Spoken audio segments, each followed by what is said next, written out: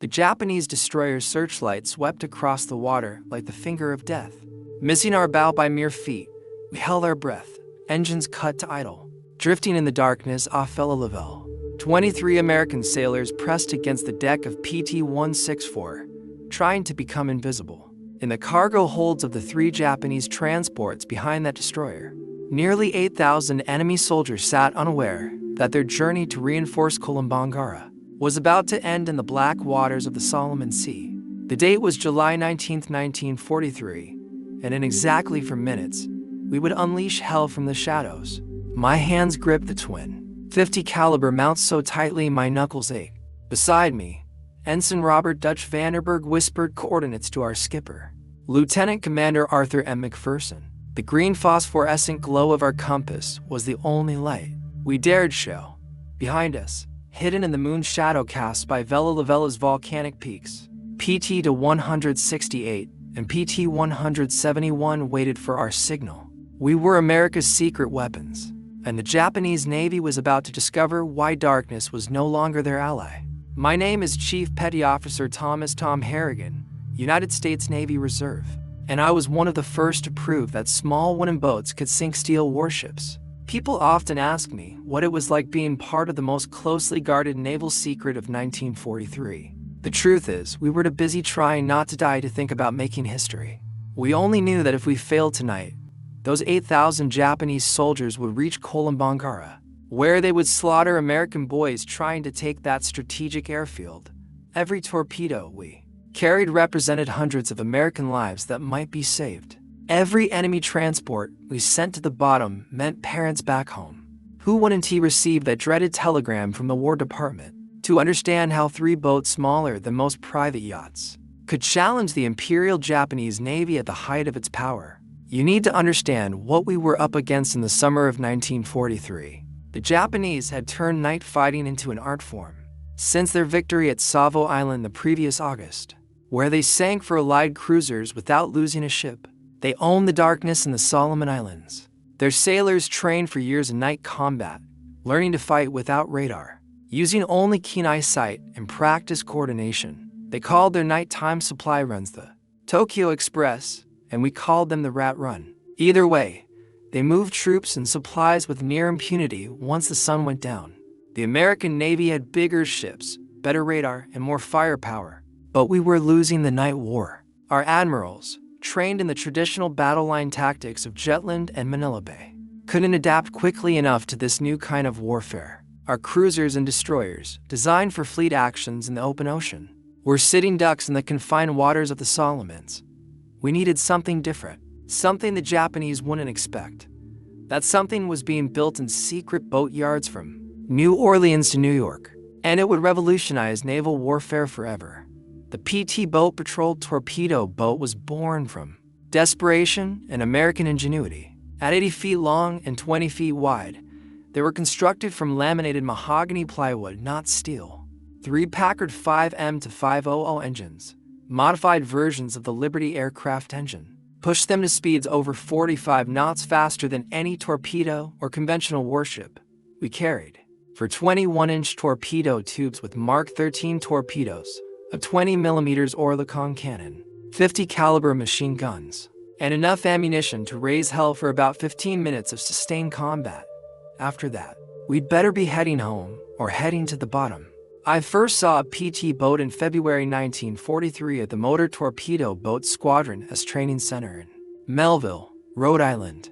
I was a destroyer sailor, fresh from convoy duty in the North Atlantic, when the Navy asked for volunteers for hazardous duty with experimental vessels. The recruiter wouldn't tell us what these vessels were, only that the casualty rate was expected to be over 50%. Out of 200 volunteers, they selected 40. I made the cut because I could navigate by stars and had small boat experience from growing up on Chesapeake Bay. The first time I stepped aboard PT-164, I thought the Navy had lost its mind. This wasn't a warship. It was a glorified speedboat with delusions of grandeur. The hull was wood in a war of steel and armor. The living quarters were so cramped that hot bunking wasn't just common, it was mandatory. There was no armor protection except for some sheet metal around the bridge. One good hit from anything larger than a rifle bullet, and we'd be matchsticks floating on the water. But then I met McPherson, and everything changed. Mac was 28 years old, ancient by PT boat standards, with eyes that had seen too much already. He'd been at Pearl Harbor aboard the destroyer USS Shaw when the Japanese attacked, had fought at Midway, and volunteered for PT boats because, in his words, "I'm tired of being a target. Time to become a hunter." Mac understood something that would take the rest of us weeks to learn. PT boats weren't meant to fight like conventional warships. We were maritime guerrillas, seagoing assassins who struck from ambush and vanished before the enemy could react. Our crew was a collection of misfits and specialists who'd never have served together on a regular Navy vessel. Dutch Vanderberg, our executive officer, was a Yale mathematics professor who could calculate torpedo firing solutions in his head faster than most men could work a slide rule. Chief motor machinist S-Mate Carlos Charlie Mendoza had been building racing engines in Los Angeles before the war, and could make our temperamental Packards purr like kittens, or roar like lions depending on what we needed. Radio man second class William Sparks Patterson came from the submarine service, where he learned to operate radios in absolute silence. Our torpedo man, gunner's mate first class Patrick "Patty" O'Brien, was an artist with those mechanical fish. Each Mark 13 torpedo weighed 2,000 to 100 pounds and cost as much as a house back home. Patty treated them better than most men treated their wives, constantly adjusting, cleaning, and sweet-talking them. These beauties, he'd say while polishing the bronze propellers, are the only reason the Japs will take us seriously. One shot, one kill. Or we're just expensive target practice. The rest of our 12-man crew included 2 more gunners, an engineer, a cook who doubled as a medic, and 3 seamen who did everything else. We were blacks and whites, city boys and farm kids, high school dropouts and college graduates, united by one simple fact. We were all volunteers who'd signed up knowing we probably wouldn't survive the war. Training at Melville was brutal and unforgiving. The Navy had learned from early PT boat losses that enthusiasm wasn't enough. We needed to be faster, smarter, and more vicious than anything the Japanese could throw at us. We practiced high-speed attacks until we could launch torpedoes accurately while bouncing across waves of 40 knots. We learned to navigate by sound and instinct when tropical squalls reduced visibility to 0. Most importantly, we learned to think like pirates rather than sailors. Commander James "Wild Jim" Patterson, who ran the training program, had survived the Philippines campaign and escaped Corregidor on one of the last PT boats out. He had a simple training philosophy. The Japanese expect you to fight fair. Don't. They expect you to follow naval tradition. Don't. They expect you to be afraid of the dark. Make them afraid instead. He taught us that our greatest weapons weren't our torpedoes, but surprise, speed, and sheer audacity. We arrived at our forward base at Rendova on June 30th, 1943. Just as the invasion of New Georgia was beginning, the base was nothing more than a fuel dump, some camouflaged Quonset huts, and a rough dock hidden under palm fronds. The first thing we noticed was the smell: rotting vegetation, diesel fuel, and the sweet stench of tropical decay. The second thing was the sound of artillery fire from New Georgia, where Marines were dying to take the Munda airfield. Motor Torpedo Boat Squadron 9, our unit, consisted of 12 PT boats tasked with interdicting Japanese reinforcement attempts in the Central Solomons. Our mission sounded simple: patrol the waters between the major Japanese bases and sink anything flying the rising sun. The reality was far more complex. These waters were a maze of coral reefs, volcanic islands, and hidden Japanese strongpoints. The enemy had seaplanes for reconnaissance, coast watchers on every major island, and destroyer squadrons specifically trained to hunt PT boats. Our first patrol on July 5th was a disaster. 3 boats, including ours, attempted to intercept a Japanese convoy near Visu. We were spotted by an enemy float plane before we could get into attack position, and suddenly, for destroyers were bearing down on us with searchlights blazing and guns firing, we scattered like rabbits, racing through a gauntlet of shell splashes. PT-158 took a direct hit from a 5-inch shell and disintegrated. 12 men gone in an instant, blown to fragments along with their boat. We spent 4 hours dodging through reefs and islands before finally escaping. No torpedoes fired, no enemy ships damaged, and we'd lost a boat and crew. That night, huddled in our base at Rendova, Mac gathered us together. "We learned something important today," he said quietly. "We can't fight them like destroyers fight each other. We're not built for gun duels. We strike from ambush, or we don't strike at all." It was a hard lesson, paid for in blood, but it would shape every mission that followed. Over the next 2 weeks, we developed new tactics through trial and error. We learned to use the island's radar shadows to mask our approach. We discovered that shutting down to engines and running on one reduced our noise signature dramatically. Most importantly, we figured out how to coordinate attacks between multiple boats using simple light signals that the Japanese couldn't intercept. The intelligence network supporting us was remarkable. Australian coast watchers hiding in the hills of Japanese-occupied islands would radio enemy ship movements. Native Solomon Islanders, risking execution if caught, would paddle their canoes out to meet us with information about Japanese positions. Sometimes we'd get decrypted intelligence from Pearl Harbor, giving us exact convoy schedules. But most of the time, we hunted by instinct and experience. The PT boats were still classified as secret weapons in July 1943. Official Navy communications never mention us by name, referring only to small craft or mosquito boats. The Japanese knew something was hitting their convoys, but their initial reports described us as submarines or mines. They couldn't believe the Americans would send wooden speedboats against steel warships. That ignorance was our greatest advantage. On the night of July 18th, a Coast Watcher report indicated a major Japanese reinforcement convoy would run through Blackett Strait, heading for Vila on Kolombangara. This was the target we'd been waiting for. Multiple transports with minimal escort, forced to pass through narrow waters where their superior numbers wouldn't help them. Mac volunteered to lead the attack, along with PT-168, skippered by Lieutenant Henry Hank Bramwell, and PT-171, under Lieutenant Junior Gray Joseph Joey Antonelli. The briefing that evening was tense. Intelligence estimated 3 large transports escorted by 1 or 2 destroyers, carrying elements of the Japanese 13th Regiment elite troops who'd fought in China and the Philippines. These weren't construction battalions or supply troops. These were frontline soldiers who would make our Marines' lives hell on New Georgia. Commander William Bill Spector, our squadron leader, made it clear, "Gentlemen, this convoy cannot reach Vila. I don't care if you have to ram those transports. They go to the bottom tonight." As the sun set on July 19th, painting the sky blood red over the Solomons, we made our final preparations. Paddy O'Brien ran through his torpedo checklist for the 5th time, setting the Mark 13s for a depth of 10 feet and a speed of 28 knots optimal settings for hitting a loaded transport. Charlie Mendoza had our engines tuned to perfection, mufflers installed to reduce noise. Dutch Vanderberg plotted and replotted our attack approach, calculating currents, wind, and the moon's position. I checked my machine guns one last time, ensuring the ammunition belts fed smoothly. We loaded nothing but armor-piercing and incendiary rounds.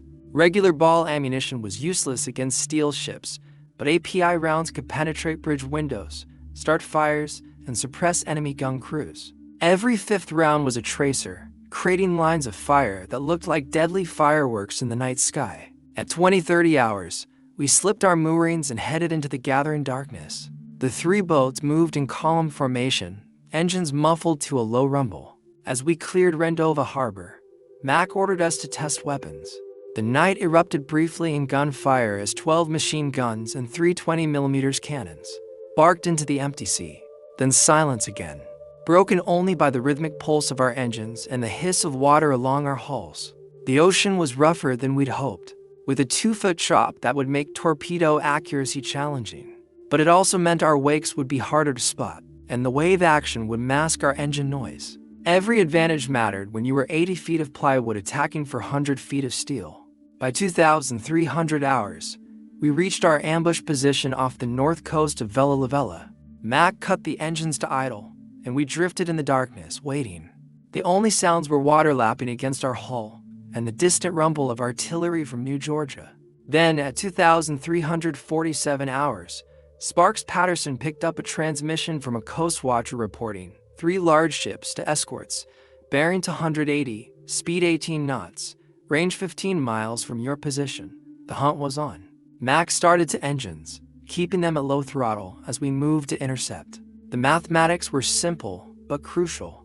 The enemy convoy was making 18 knots on a steady course. We could make 35 knots without creating too much wake. If we positioned ourselves correctly, we'd intercept them just as they entered the narrowest part of Blackett Strait, where they'd have no room to maneuver. At 0018 hours on July 20th, Dutch spotted them through his binoculars' dark shapes against the starfield, exactly where they should be. The Japanese were maintaining perfect formation, to destroyers in the lead, 3 transports following, with another destroyer bringing up the rear. They showed no lights, but their size and regular spacing made them easy to track once you knew where to look. Mac's plan was elegantly simple and incredibly dangerous. PT-168 would attack from the port side, PT-171 from starboard, while we went straight up the middle after the lead transport. It meant passing between the escort destroyers, literally threading the needle between death on either side. But if it worked, we'd cause maximum confusion and have clear shots at all 3 transports. "All ahead slow," Mac whispered. We crept forward at 5 knots, barely moving, letting the convoy come to us. At 2,000 yards, we could hear their engines, the deep thrumming of massive diesels pushing thousands of tons through the water. At 1,500 yards, we could see individual details, the pagoda-style bridge of the lead destroyer, the cargo booms on the transports, even figures moving on deck. At 1,000 yards, Mac gave the signal, 3 clicks on the radio, and all 3 PT boats surged forward simultaneously. Our engines roared from idle to full throttle in seconds, lifting our bow out of the water as we accelerated to attack speed. The night shattered as we raced toward the enemy convoy. At 40 knots, 3 small craft challenging steel giants. The Japanese were caught completely off guard. Their lookouts, trained to spot submarines or approaching destroyers, never expected attackers moving this fast from this close. We were inside their formation before they could react, racing between the escort destroyers at point-blank range. I opened fire with my twin 50s, raking the bridge of the nearest destroyer, seeing my tracers punch through windows and ricochet off steel. Fire 1, Fire 2. Patty launched our first to Mark 13 torpedoes at 600 yards impossibly close range, where missing was almost impossible. The mechanical fish leaped from their tubes and splashed into the water, their props already spinning at full speed. Twin wakes of phosphorescent bubbles stretched toward a converted passenger liner carrying over 3,000 Japanese soldiers. The destroyer to our starboard finally reacted, swinging its searchlight toward us. The brilliant white beam found us instantly, blinding in its intensity. Immediately, their 25mm anti-aircraft guns opened fire, green tracers reaching out for us like deadly fingers. Shells splashed around us, so close that spray soaked everyone on deck. Then our torpedoes hit. The first struck the transport just aft of the bridge with a thunderous explosion that lit up the night like lightning. The second hit amidships, breaking the ship's back instantly. The 8,000-ton vessel lifted partially out of the water, then split in half, both sections immediately beginning to sink. Through the searchlight glare and gunfire, we could see hundreds of Japanese soldiers spilling into the water, their screams audible even over our engines. PT-168 struck next, both Mark 13 torpedoes slamming into the second transport. That ship, loaded with ammunition and fuel for the Vila garrison, exploded like a volcano. The blast was so powerful it knocked me off my feet, and a wave of superheated air washed over our boat. Flaming debris rained down around us, starting small fires on our wooden deck that we frantically stomped out. The Japanese destroyers were responding now, but they faced an impossible problem. We were too close for their main guns to depress low enough to hit us, and we were mixed in with their own transports, making it dangerous for them to fire. Their solution was to try ramming us, using their superior size to simply run us down. The nearest destroyer turned hard toward us, its knife-like bow aimed directly at our beam. At the combined closure speed, we had maybe 10 seconds before impact. Mac threw the wheel hard right and pushed the throttles past their stops. Our engines screamed in protest, but we pivoted like a ballet dancer, missing the destroyer's bow by less than 10 feet. As we passed, I emptied a full belt of ammunition into their bridge at point-blank range, seeing sparks fly as bullets struck home. PT-171 wasn't as lucky. Joey Antonelli had lined up perfect shots on the third transport, but a Japanese destroyer caught them with searchlights before they could fire. The enemy's 25mm cannons found their mark, stitching a line of holes across BT-171's bow. One shell hit a torpedo, but miraculously it didn't detonate. The warhead needed to be armed by spinning in water before it would explode. Still, Joey had to abort his attack run and flee, streaming smoke and taking on water. We came around for another pass, but the element of surprise was gone. Every searchlight in the Japanese convoy was now sweeping the water, and guns of every caliber were firing in all directions. The water around us was torn by so many shell splashes it looked like a rainstorm. Worse, the Japanese had finally gotten their 5-inch guns into action, and those could blow us to splinters with a single hit. "Launch the remaining fish and get us out of here," Max shouted over the din. Patty fired our last to mark 13 torpedoes at the remaining transport, but the ship's captain saw them coming and managed to comb the wakes, turning parallel. So both torpedoes passed harmlessly along his sides. Then we were running, all 3 engines at maximum power, weaving between shell splashes as we fled into the darkness. Behind us, the battle continued to rage.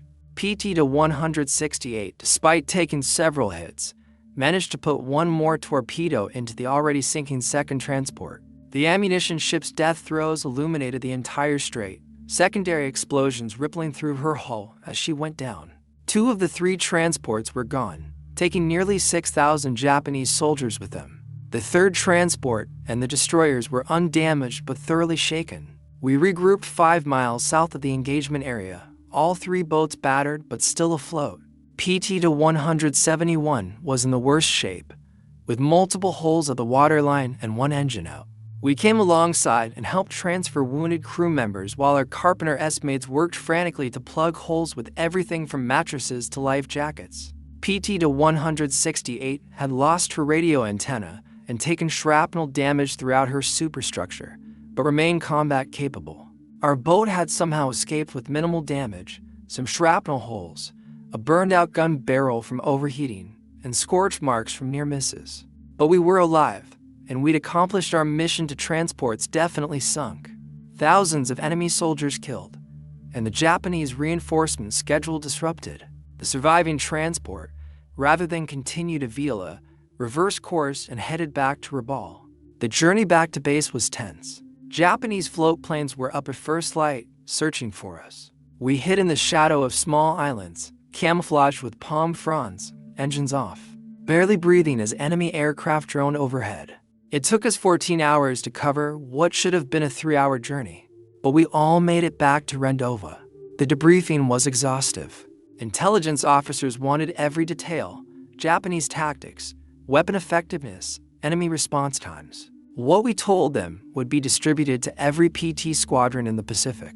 The lessons learned from our engagement would save American lives and sink enemy ships throughout the remaining war years. But the immediate impact was even more significant. Radio intercepts revealed Japanese communications describing new American secret weapons and high-speed torpedo boats appearing from nowhere. For the first time, the Imperial Navy was afraid of the dark.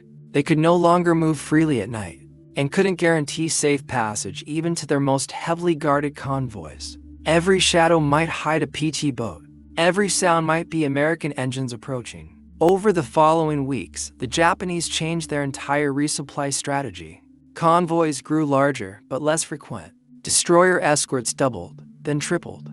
They started using searchlight-equipped float planes for night reconnaissance. All of these changes meant fewer supplies and reinforcements reaching their island garrisons, giving our ground forces crucial advantages. The psychological impact was perhaps even greater than the tactical success. Japanese soldiers waiting for reinforcements that never came began to lose hope. Enemy commanders, unable to guarantee supply deliveries, had to cancel offensive operations. The myth of Japanese invincibility at night, shattered by wooden boats crewed by American teenagers and reservists, began to crumble throughout the Pacific. Our squadron's success led to rapid expansion of the PT boat program. New bases were established throughout the Solomons and New Guinea. Improved boats with better engines, radar, and armor protection were rushed into production. Tactics we developed through trial and error became official doctrine, taught at training bases from Rhode Island to California. The cost of this success was measured in friends who didn't come home. 2 weeks after our successful attack, PT-166 hit a mine while returning from patrol. All hands lost. PT-162 was caught by Japanese destroyers in daylight when engine failure left her dead in the water. They shot her to pieces. Only 3 survivors were pulled from the water. Joey Antonelli, skipper of PT-171, was killed by a sniper while his boat was refueling at a forward base. By October 1943, when I was rotated back to the States for new construction training, our squadron had lost 7 boats and 73 men. But we'd sunk or damaged over 40 Japanese vessels, from destroyers to barges, and killed thousands of enemy soldiers who never reached their destinations. The exchange rate was brutal, but necessary. Every PT boat we lost was replaceable. The Japanese ships and experienced crews were not. I returned to the Pacific in March 1944 as executive officer of PT-321, operating in the Philippines. The boats were better, radar, armor plate around the cockpit, more reliable torpedoes. But the essence remained the same: speed, surprise, and audacity. We were still proving that American innovation could overcome any enemy advantage. The Japanese never fully adapted to the PT boat threat. They tried everything: specialized hunter-killer groups, radar-equipped destroyers, even suicide boats designed to ram us. But they couldn't be everywhere, couldn't protect every convoy, couldn't make the night safe again. The secret weapon they discovered too late had permanently changed the balance of power in the Pacific. Mac McPherson survived the war, earning a Navy Cross and a Silver Stars. He stayed in the Navy, eventually commanding a destroyer squadron in Korea. We kept in touch until his death in 1987. At his funeral, his son told me Mac often said the PT boats were where he learned what real courage meant, not the absence of fear, but action despite terror. Dutch Vanderberg returned to Yale after the war, but never forgot his navigation lessons learned in the Solomons. He became one of America's leading oceanographers, using skills honed dodging Japanese destroyers to map ocean currents and underwater mountains. He once told me that after threading between enemy warships at 40 knots in the dark, everything else seemed easy. Charlie Mendoza went back to building racing engines in Los Angeles, applying tricks learned keeping PT boat engines running to make cars go faster. His garage became legendary among hot rodders with a sign that read "Speed Shop." We made PT boats fly. He'd tell customers that if he could make 4,500 horsepower push 50 tons at 45 knots, he could make anything go fast. Patty O'Brien stayed in the Navy, becoming one of the service's leading torpedo experts. He wrote the manual on Mark 13 torpedo maintenance that was used until the 1970s. But he never forgot those torpedoes we fired that night off Fela Lavella. "Those were my fish that sank those transports," he'd say with pride. 2 shots to hits, 6,000 Japanese who never made it to kill Americans. The PT boat story is often overshadowed by the bigger battles of World War II, Midway, Guadalcanal, Lake Gulf. But for those of us who served on these tiny one-in warriors, we knew we'd been part of something revolutionary. We'd proven that technology and courage could overcome tradition and size. We'd shown that American sailors, many of whom had never seen the ocean before Pearl Harbor, could outfight the best Navy in the world at their own game. The secret of our success wasn't really the boats themselves, though they were marvels of engineering. It wasn't our torpedoes, though when they worked, they were devastating. The real secret was the American spirit of innovation, the willingness to try something completely different when conventional methods failed. While our admirals initially dismissed PT boats as toys, junior officers and enlisted men proved that toys with teeth could change the course of a war. Every time I read about modern naval warfare, missile boats, stealth technology, asymmetric warfare, I see the legacy of those PT boats. We proved that naval combat didn't have to be about battleships slugging it out at 20,000 yards. It could be about speed and stealth, about hitting where the enemy didn't expect and disappearing before they could respond. Every fast attack craft in today's Navy carries DNA from those plywood speedboats that terrorized the Japanese Navy. The Japanese phrase that entered their naval vocabulary in 1943 was simply mosquito boat terror, a fear that spread throughout their fleet. Post-war interviews with Japanese naval officers revealed that PT boats caused disruption far beyond our actual numbers. They had to assume we were everywhere, had to plan for attacks that might never come, had to waste resources defending against threats that might be shadows. Admiral Tanaka Reizo, who commanded many of the Tokyo Express runs, wrote after the war, "The American PT boats were our worst nightmare. Submarines we could hunt with depth charges, aircraft we could see coming. But these devil boats appeared from nowhere, struck like cobras, and vanished into the night. They made us afraid of our own element, the darkness we had once ruled. That fear, that uncertainty we created was worth more than any number of ships sunk." It represented the turning point when the Imperial Japanese Navy, which had dominated the Pacific since Pearl Harbor, began to doubt itself. When sailors who had trained their entire lives for night combat started fearing shadows, the psychological battle was already won. The technical evolution of PT boats during the war was remarkable. The early boats, like ours, were essentially peacetime designs pressed into combat service.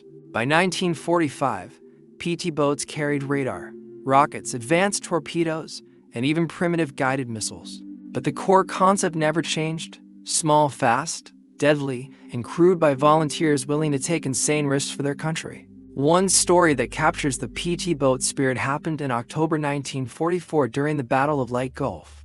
A squadron of PT boats, hopelessly outgunned, attacked the Japanese battleship Yamato, the largest warship ever built.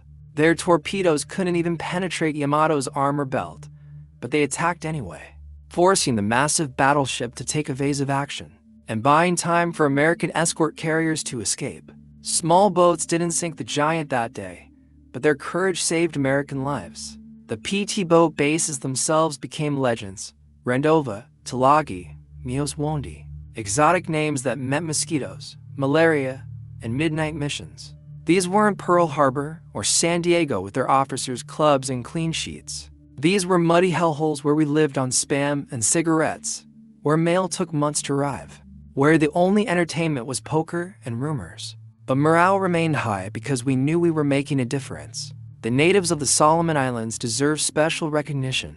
They risked everything to help us, guiding us through reefs, rescuing downed airmen and shipwrecked sailors, and providing intelligence on Japanese movements. Many were executed when caught helping Americans. Their courage and sacrifice were essential to our success. Without their help, we would have been blind and lost in those island mazes.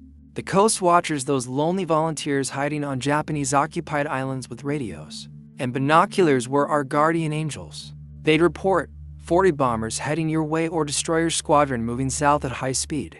Many times, their warnings saved our bases from surprise attacks or helped us position for perfect ambushes. We never met most of them, but we owed them our lives. One technological advancement that revolutionized PT boat operations was radar. The first sets were so primitive they could barely distinguish between an island and a ship. But by late 1944, we could track targets in complete darkness and fog.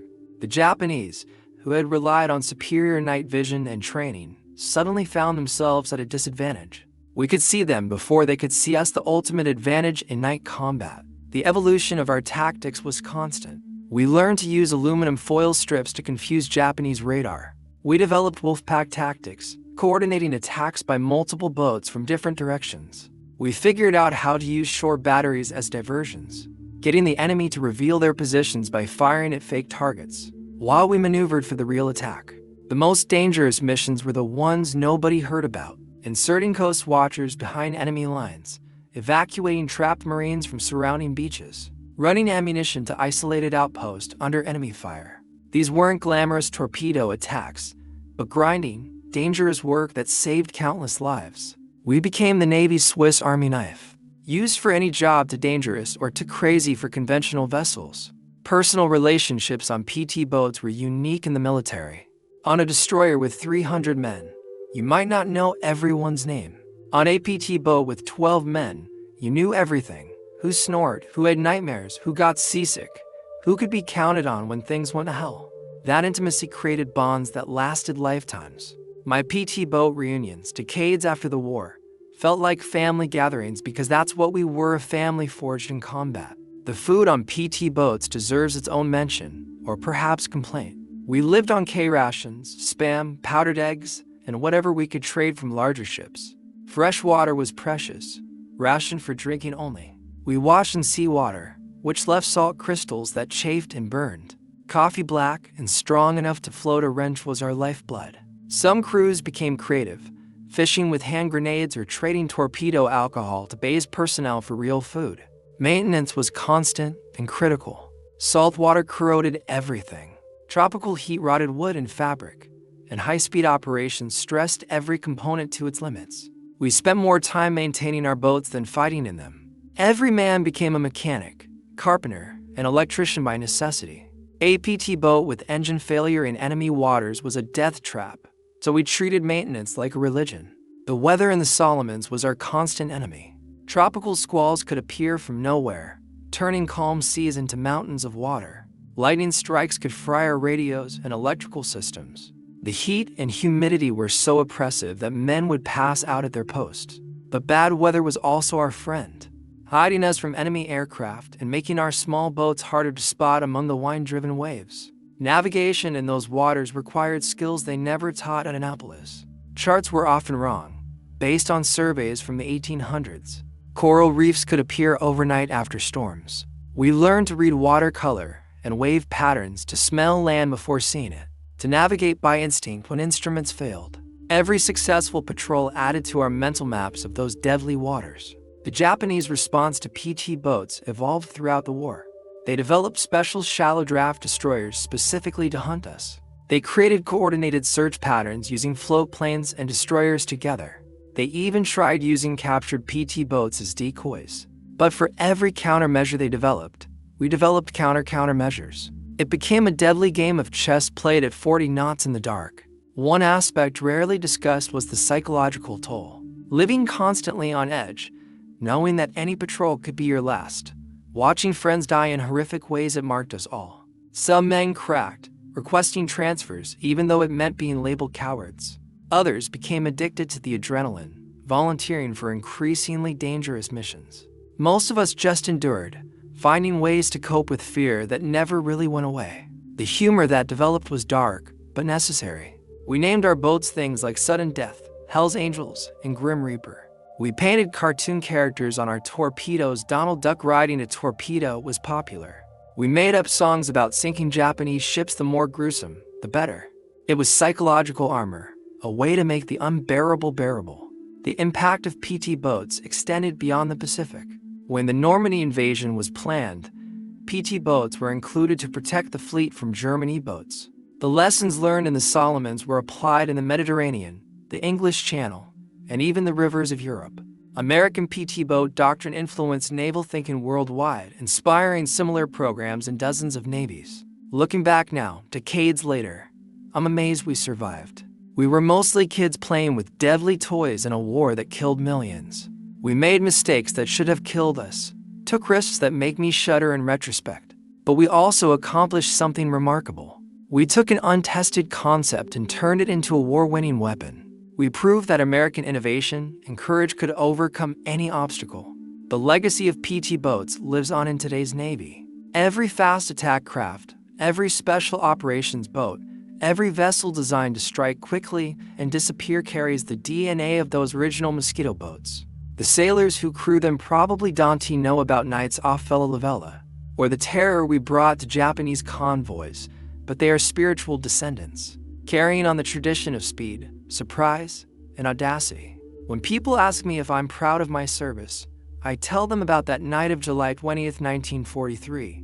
3 small wooden boats attacked a major enemy convoy and sent thousands of Japanese soldiers to the bottom. We emerged from darkness, just as our title suggests, and disappeared before the enemy could respond. We were America's secret weapon, and we changed the course of the Pacific War. The Japanese were stunned not just by our boats, but by what they represented: American willingness to innovate, to take risks, to challenge conventional wisdom.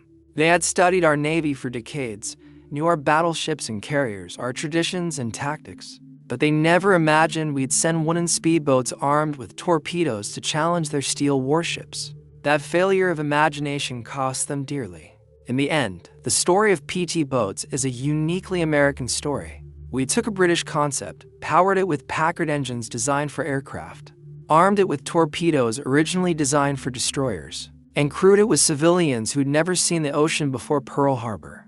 It shouldn't have worked, But it did because we made it work through sheer determination and ingenuity. The last operational PT boat was retired in 1959, replaced by newer, faster, more capable vessels. But for those of us who served on them in World War II, they'll always be the boats that won the war in the Pacific. We proved that size doesn't determine victory, that courage matters more than armor, and that American sailors in wooden boats could defeat anyone, anywhere, anytime.